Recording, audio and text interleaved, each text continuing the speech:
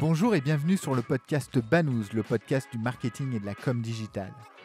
Banous est un podcast sans sponsoring qui ne repose que sur l'intérêt que l'on porte à nos invités. Seul ou à plusieurs, nous essayons d'approfondir avec un invité un sujet digital de manière pratique et totalement agnostique.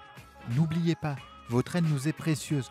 En likant, en partageant, en mettant 5 étoiles sur iTunes, vous nous aidez à développer ce side project. Bonne écoute. Bonjour à tous. Aujourd'hui sur Banous, on va essayer de trouver un nom de marque idéal. Et pour ça, j'ai la meilleure personne qui soit pour traiter de ce sujet. J'ai la chance de recevoir Marcel Botton, le fondateur de l'entreprise Nomen, une agence spécialisée dans la création de noms de marques depuis 1981. Merci Marcel. Marcel, est-ce que tu peux te présenter s'il te plaît ? Oui, Laurent. Alors, je suis Marcel Botton. J'ai créé effectivement il y a de nombreuses années, enfin en 1981, cette société qui s'appelle Nomen. En fait, j'ai fait des études d'économie. C'est pas un rapport direct, mais du coup, je me suis quand même intéressé à la linguistique, aux langues étrangères, au marketing et au juridique aussi, puisqu'il y a des aspects juridiques. Donc, je dirige cette société. J'essaye d'acquérir et de perpétuer des compétences dans tous les domaines qui concernent le nom de marque. Ma société qui s'appelle Nomen est spécialisée vraiment dans la création de noms de marque. Voilà, c'est mon activité. Ok, cool. Bon, normalement, sur le podcast Banous, en deuxième question, je demande pourquoi la personne est légitime pour parler de ce sujet. Ta présentation y répond. Donc, on va mettre Très de bien. côté cette question.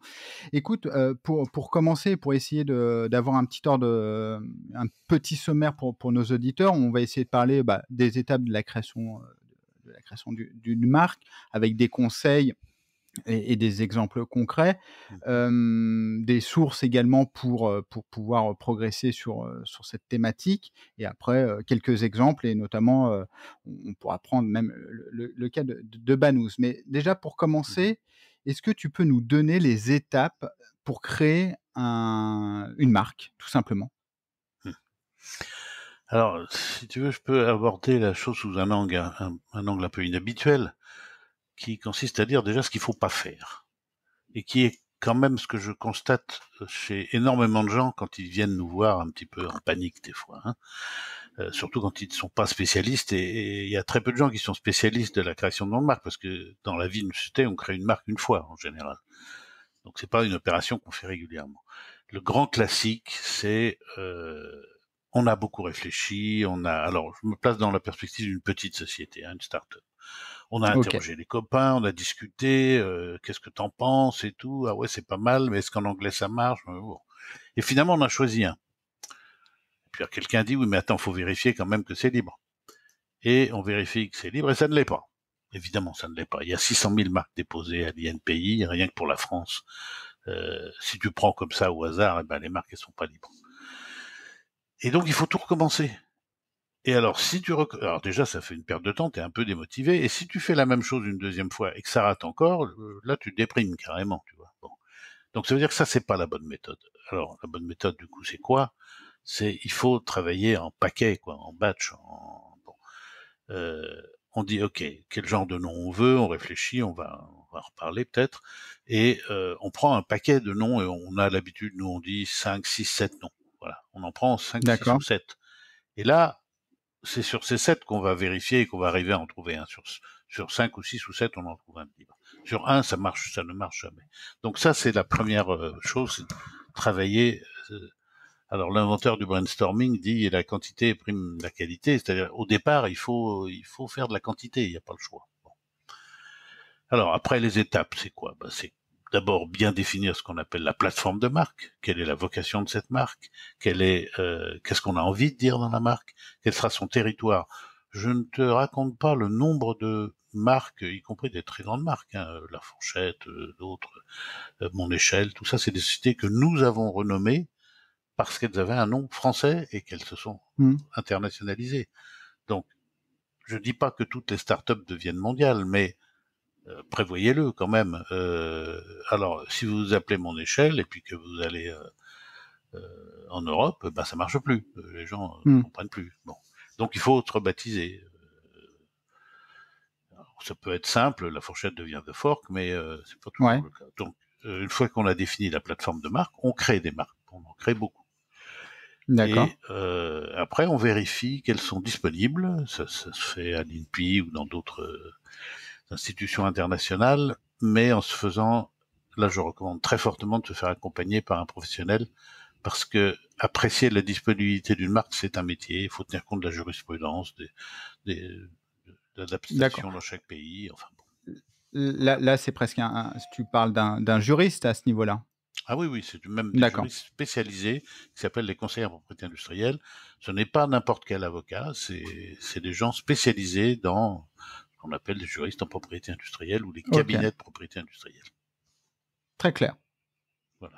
Heu, OK, donc en gros, pour résumer un peu ce que tu viens de dire, c'est, au lieu de partir pardon, sur une seule marque, c'est je crée une multitude enfin je réfléchis à plusieurs marques, je regarde déjà si elles sont disponibles et cetera et j'essaie de réfléchir, un peu au futur pour, heu dans le cas où il y a un développement à l'international et tu as pris l'exemple de la fourchette. Bah, justement, bah, je me mets à la place, d'une start-up, ou enfin le terme start-up est tellement galvaudé que Mhm. il me pique un peu, la langue, mais au-delà de Mhm. ça, j'ai une entreprise, je veux créer je veux avoir une marque. Je suis dans les médias, par exemple Banous. Mhm. Alors moi, j'ai pris Banous parce que c'était une blague en interne. Banous, Sur une on parle bannière. exactement. Oui, oui, on a Je éliminé. ouais, mais peu de gens, font l'association généralement. Quand tu es pas dans le digital, bon Mhm. après ça c'est on peut y retrouver, mais bref. Oui. Comment je fais pour avoir le nom de marque idéale? En fait, comment je fais pour avoir le prochain Nike, le prochain, McDonald's, le prochain, Sony, Apple? Ces marques iconiques, elles sont iconiques parce que leurs produits le sont et que finalement leurs produits sont plus forts que leur marque. Apple pourrait s'appeler, Banana ou, je sais pas Mhm. quoi, ça marcherait aussi bien? Comment toi tu Alors, bah, je vais m'appuyer sur les exemples que tu donnes. Prenons l'exemple Nike. Euh, Nike s'appelle Nike parce que c'est la référence à la déesse grecque de la victoire, qui en fait se prononce Nike. mmh, En français, c'est pas terrible si on prononce Nike au passage. Hein. Bon. Euh, Pourquoi c'est une bonne marque? C'est une bonne marque à cause de toute la communication, de l'environnement, de l'image qu'elle a su créer. C'est pas le nom qui a eu succès. La preuve, c'est que le deuxième exemple que tu donnes, c'est McDonald's. McDonald's est un nom complètement, je dirais, sans intérêt, quoi. C'est le nom d'un mmh mh. bonhomme, bon, c'est typé écossais, enfin bon, ça n'apporte rien. Mais ce qui a fait le succès de McDonald's, c'est ses produits, son marketing, sa communication, évidemment. Et ce que c'est vrai pour Apple. Alors c'est vrai qu'Apple est une marque quand même un peu plus intéressante parce qu'elle a eu l'audace dans cet univers où on s'appelait Microsoft, etc., de se décaler un peu. Et ça, c'était bien. Mmh. Et on peut en tirer une leçon qui est ne cherchez pas, je le dis pour nos auditeurs, ne cherchez pas trop à décrire votre produit dans le nom, ne serait-ce que parce que vous allez avoir beaucoup de mal à le protéger après. Mmh. D'une part, ça c'est une première raison, c'est-à-dire que il y a un principe qui est une marque descriptive ne peut pas être déposée. Donc si la marque est trop descriptive, elle sera refusée à l'enregistrement, ce qui est un ennui quand même. Hein. Bon. Et D'accord, juste excuse-moi, oui, je te coupe Marcel. vas-y, Une marque vas-y. descriptive, ça serait, pour Banous, ça serait le podcast du marketing digital, en fait.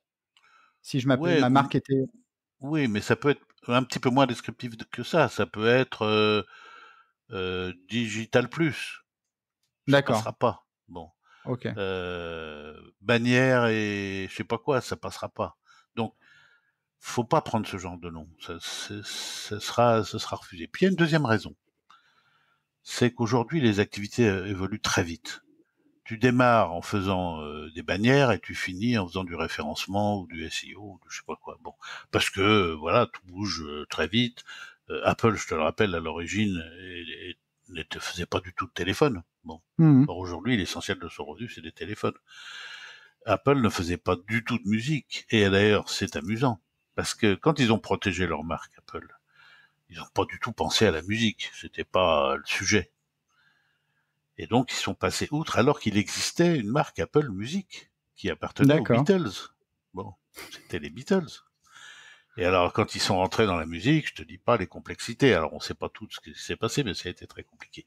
Mais une grande partie de nos clients, les petits et les gros, doivent changer de nom simplement parce que leur activité a changé.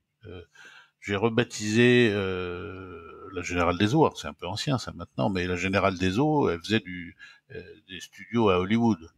Alors quand tu fais du cinéma à Hollywood avec Hmm. Universal et que tu t'appelles Général des Eaux, d'une part ça va pas du tout, ça donne pas envie et en plus c'est franco-franchouillard et pour Hollywood c'est pas terrible. Donc il faut Ouais. aussi tenir compte de ça. Quand tu t'appelles Apple, tu fais ce que tu veux. Hein. Si tu... Attends, ce que tu veux, sauf des pommes. Parce que si tu as bien Hmm. compris la leçon, on peut pas être descriptif. Donc tu peux faire tout ce que D'accord. tu veux, sauf des pommes. Ok. Quand tu t'appelles IBM, International Hmm. Business Machine, bah c'est pas facile de faire autre chose. Alors, il y a une petite astuce dans les marques en 3 lettres qui sont les initiales. Un exemple que je cite souvent, tu t'appelles Seb. Hmm. Bah, Seb, en fait, ça veut dire Société d'emboutissage de Bourgogne.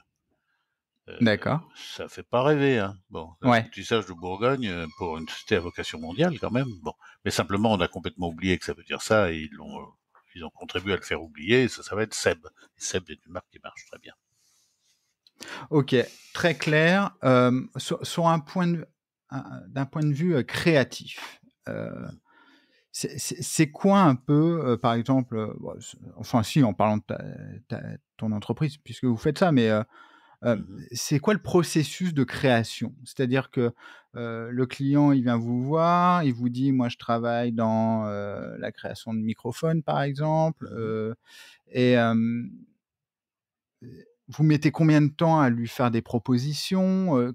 Comment ça fonctionne, en fait?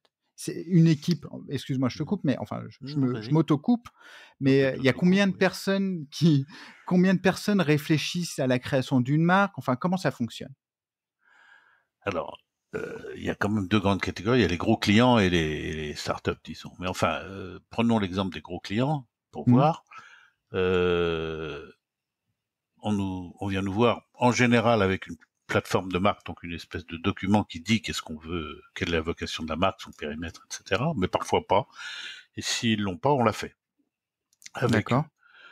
Après, on met nos créatifs, on a des équipes de créatifs, y compris des créatifs permanents hein, d'ailleurs. Donc on peut mettre 4, 5, 6 personnes qui vont bosser pendant une semaine pour trouver des idées. Séance de créativité commune, séance individuelle, recherche, etc. Après, on va ça peut, pour certains gros sujets, on va explorer plus de 1000 noms. Hein. Parfois, c'est D'accord. des gros dossiers, c'est 3000, 4000 mots. D'accord. Mais on va en présenter au client une trentaine. On va sélectionner, on va écrémer, on va regarder ce qui marche ou pas à l'international, ce qui a des chances d'être libre ou pas. Bon. Et on va présenter une trentaine et on va demander au client d'en retenir 5 ou 7. Je t'en parlais tout à l'heure, les 5 ou 7. Mmh. Et ces 5 ou 7 là, on va les passer aux juristes qui vont, à nos juristes, hein, parce qu'on a des juristes intégrés, qui vont dire, bon, voilà, ça passe ou ça passe pas, mais surtout souvent, ça passe à condition que. Alors, il y a une chose que j'ai oubliée quand même, Ouais. enfin, que j'ai juste évoqué brièvement, c'est le contrôle linguistique, ou ce qu'on appelle le passeport culturel chez nous, qui fait l'objet d'une filiale d'ailleurs qui s'appelle Intercheck. Donc, on vérifie, dès que la marque a une vocation internationale, on vérifie l'acceptabilité dans les autres pays, et c'est un processus vraiment essentiel. Euh, Ça veut dire quoi, en fait, Bah, ça l'acceptabilité veut dire que dans si les tu autres? prends un nom euh, qui a un sens très négatif dans une langue D'accord. étrangère, c'est une catastrophe. Alors, je te cite je suis toujours embêté de citer des exemples parce que les clients après sont fâchés. Bon. Mais je vais quand même en citer un, tant pis, je vais me fâcher Mmh. avec Mitsubishi. Mitsubishi a un modèle qui s'appelle Pajero. Mmh. Pajero, qui est un modèle un peu viril, tu vois, 4x4. Et Pajero, en espagnol, ça veut dire branleur. Bon. Mmh. Donc Ouais. tu es là dans ton gros 4x4 et derrière il y a marqué branleur. C'est pas Mmh. terrible. Bon, donc il a Mais fallu le ça, rebaptiser. C'est assez dingue, je te coupe, Marcel, mais c'est Ouais. dingue que l'équipe de Mitsubishi, ne l'ait pas checké avant, en fait. Ils ont loupé. Ils ont loupé. D'accord. Et du coup, ils l'ont rebaptisé en Espagne. Alors maintenant, ça Mmh. s'appelle Montero en Espagne. Ils ont été obligés de lui changer de nom, hein. Mais D'accord. rien que dans les Oui. voitures, il y en a plein, plein, plein des Ah bah, exemples. Il y en avec a. Audi et Tron, e-tron, la C'est nouvelle toi qui l'as dit. électrique. C'est Ouais, toi qui l'as voilà, je dit. suis Moi, je l'ai pas dit. Audi est un de nos clients, mais bon, c'est toi qui soulèves le sujet. Effectivement. Alors, en fait, ils nous ont interrogés là-dessus. On a dit, en France, ça va pas. Bon, ils sont mmh, passés outre. Bon, c'est quand même embêtant. C'est quand même mmh. embêtant. Donc, il faut vérifier, et nous, on le fait systématiquement. Alors, par exemple, pour les voitures, maintenant, on le fait systématiquement, mais pour d'autres choses, pour des filiales de grandes sociétés, pour... bon. Alors, est-ce que le processus est le même si on est une petite société qui démarre Oui, à ceci près qu'une petite société qui démarre, ils peuvent créer sans nous. D'abord parce qu'ils ont un peu plus de temps, Mmh. et puis parce qu'il n'y a pas tout ce processus qu'il y a dans les grosses sociétés de rechercher un consensus et tout ça. Donc, si c'est trois gars qui créent une petite boîte sympa ensemble, ils se réunissent, ils boivent un coup, ils parlent pendant 3 heures, ils refont le truc 2, 3 fois, et ils ont des chances de trouver un nom, et peut-être même un nom très original. Et donc ça, ils peuvent le faire. Par contre, tout ce qui est de la vérification de la disponibilité et le contrôle linguistique, pas de discussion, il faut passer par des professionnels. Ça coûte un peu, Ouais, mais bah, c'est c'est un service. l'investissement de base, hein. Ouais. C'est le truc. Si Bon. le nom ne tient pas, rien ne tient. Bon, je t'avouerai que Banous va rester franco-français, enfin, je pense, étant donné mon accent, catastrophique en anglais, je vais pas partir à l'international. Hmm. Mais pour le coup, moi, j'ai regardé un petit peu, à l'INPI et cetera et je Hmm. touche du bois, je crois que je il y avait pas de problème sur Banous, Non. en tout cas. Au feeling comme ça, parce qu'à force on a l'habitude. Ouais. Au feeling, je peux te dire, Banous est une marque disponible, parce que voilà, il faut d'abord une grosse société peut pas s'embarquer dans un truc comme ça, ne va pas s'embarquer dans une marque un peu rigolote, et puis c'est pas un terme que les gens emploient. Donc moi je pense que Banous est libre, sans vérifier comme ça, je pense qu'il est libre. Et d'ailleurs, j'en profite pour donner l'astuce aux auditeurs et aux téléspectateurs. Avant de vérifier la LINPI et tout ça, il suffit de taper sur Google déjà. Bah, oui. Bon, alors voilà, je viens de le faire là en direct. Banous, je trouve rien et même pas toi d'ailleurs. Ah si, pardon, mais pas, Quand même.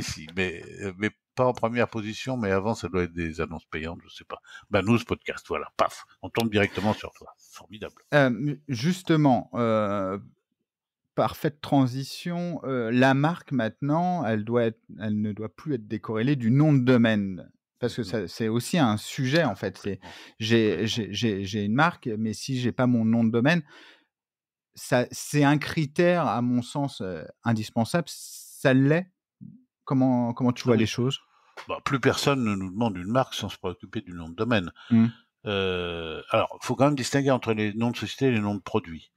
Le nom de produit, tu tapes pas forcément le nom de domaine pour le produit, mais pour le nom de société, effectivement, le nom de domaine est essentiel.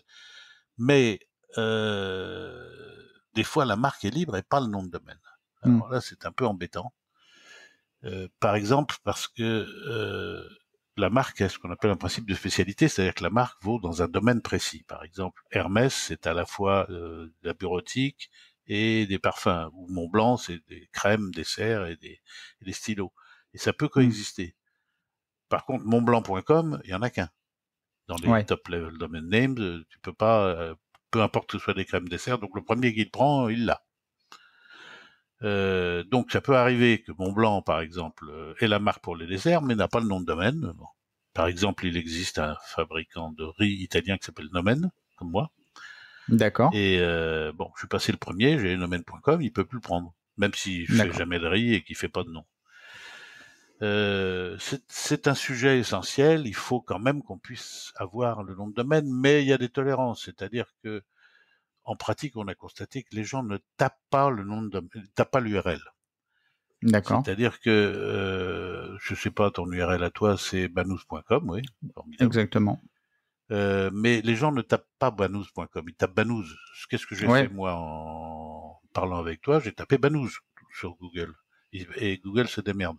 Donc si tu as un bon référencement, payant ou gratuit, mais gratuit c'est mieux si tu un bon référencement naturel, bah c'est tout. Après tu peux t'appeler banous.tv ou bon, c'est Ouais. pas grave. Ou même Banous Puis Group ou Banous, il y a je sais pas quoi, bon, il podcast. y a des espèces de modes aussi à prendre le point .io et cetera, Oui, enfin, par exemple, pour, oui. se diversifier. Mm. OK, très clair. Bah, écoute, où est-ce qu'on peut, trouver de l'information sur cette thématique? Où est-ce que si jamais, tu as déjà donné le premier tip, c'est taper, dans Google, mais est-ce qu'il y a des Mhm. bouquins qui font référence, des podcasts, des écrits sur cette Oui, alors thématique? il y a des dizaines de bouquins sur le sujet, mais qui sont plutôt des bouquins universitaires. Donc c'est pas tout. J'en ai écrit d'ailleurs plusieurs. Hein. J'ai écrit le nom de marque par exemple chez McGraw-Hill, mais c'est pas des bouquins, c'est pas essentiellement des bouquins pratiques.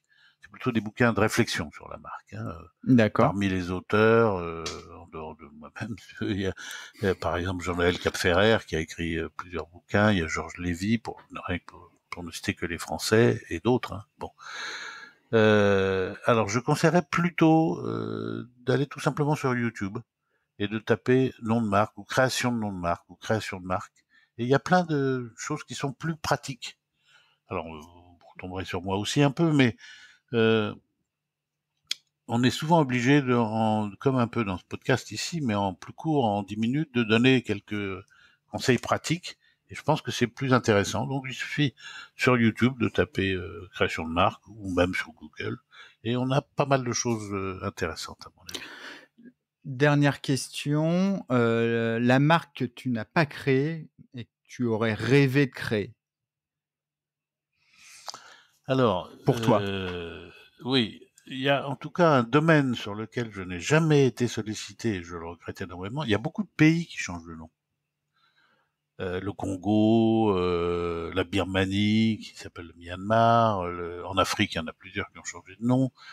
Euh, J'aimerais bien un jour avoir l'occasion de baptiser un pays, mais il m'appelle jamais, je ne sais pas pourquoi, parce que c'est politique, quoi, évidemment. Mmh. Mais je trouve que ce serait intéressant de baptiser un pays ou une ville. D'ailleurs, il y a des villes aussi qui changent de nom. Hein. Bon, il y a des régions qui changent de nom. Alors là, ça m'est arrivé quand même qu'on me demande mon avis.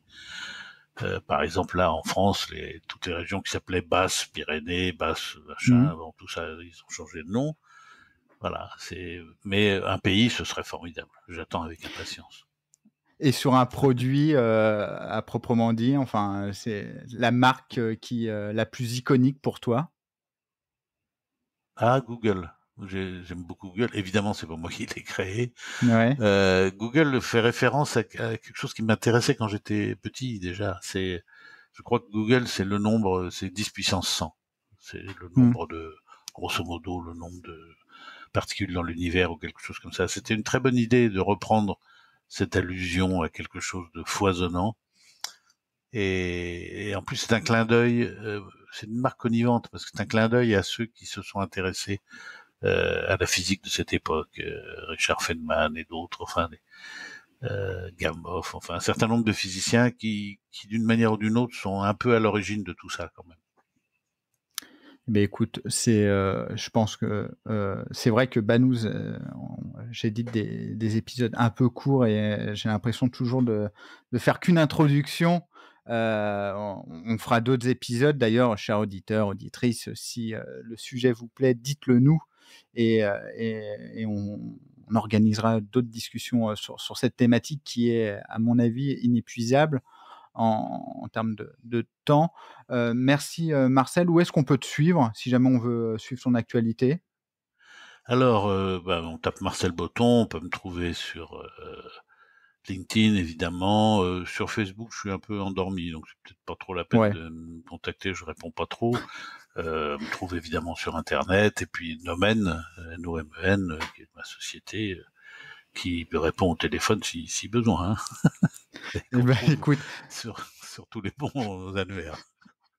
merci beaucoup, Marcel. Merci à vous de nous Merci de avoir, m'avoir écouté. écouté. Merci Marcel. Et puis, n'oubliez pas, c'est très youtubeur, mais c'est très nouveau pour moi, de liker, de poser des questions, de mettre des commentaires, de vous abonner à la chaîne. Et puis, nous, on se dit à une prochaine fois. Merci à vous.